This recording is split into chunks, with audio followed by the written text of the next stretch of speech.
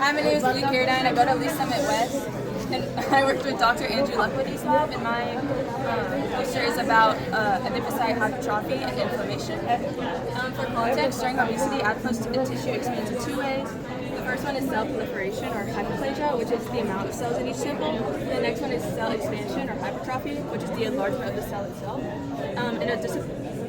Adipocyte hypertrophy can lead to adipose tissue dysfunction, such as hypoxia, the loss of oxygen, inflammation, and fibrosis. And these effects can lead to systemic insulin resistance and metabolic dysfunction. A major driver of obesity is the Western diet, which is high sugar, fats, and salt.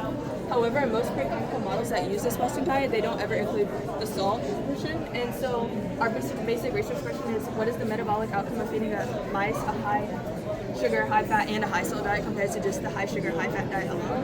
And so we hypothesized that the high fat, and high salt diet would lead to the most enlarged cells and the most inflammation.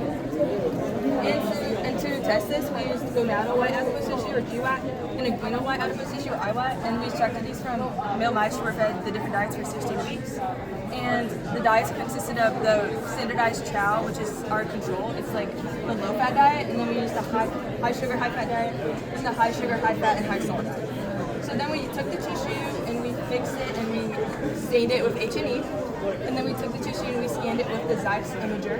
And then once we received our images, we did two things. First, we measured the diameter of 45 cells for each sample. And then we also blindly rated the crown structures, or the immune cells of each sample. And then we rated it from 0 to 3, 0 being the least crown structures and 3 being the most on an arbitrary scale. And then we put all this data in Excel, and then we took that data and put it into the graph packers and tomato graphs. So the results show that for the diameter of the cells, which is the enlargement, there's no significant, or there's a big increase between the high-fat diets and the low-fat diet on both GWAT and IWAT. However, there's no significant difference between the high-fat and the high-fat plus salt diet on both. There's no significant difference, meaning that the introduction of salt into the diet may not increase the cell enlargement. However, for the scores, which is the inflammation, on both graphs there's a trend that the diets with the salt decrease the amount of inflammation. However, this is only a trend and it's not significant, so this data is not very significant. And so, however, this poster may seem like the addition of salt into a diet may be beneficial because it decreases inflammation.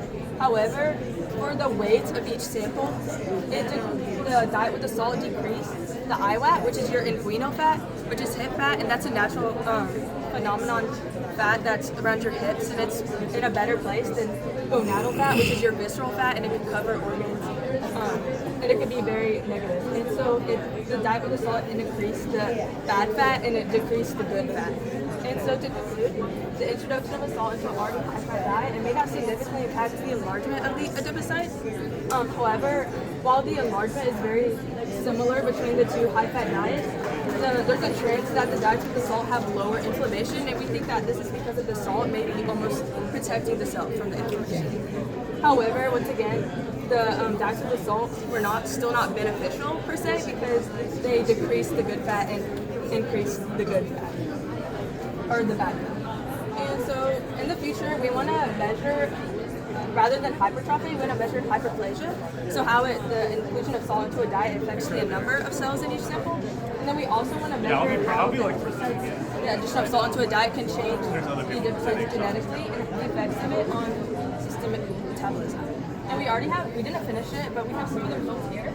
And you can see that for these two genes that affect the lipid creation, it's very high in the low-fat diets and very low in the diets with the high fat. And you may be thinking, like, why is it so high in the low-fat diet if it's fat creation and so low in the high-fat diets?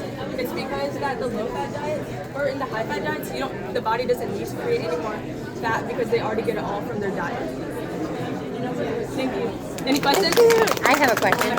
Does it matter on the types of salt, like iodine or? We use NaCO because it's table salt, and it's a common salt that most Americans, Western. Okay, that's what I was wondering. If it was like Himalayan or sea salt. The salt? Yeah, alone. Just the salt, not the combined. Oh, with the salt without the high fat and the high sugar? Sure. We haven't done that yet, but that is something that I would consider in the future. Okay. Any other questions?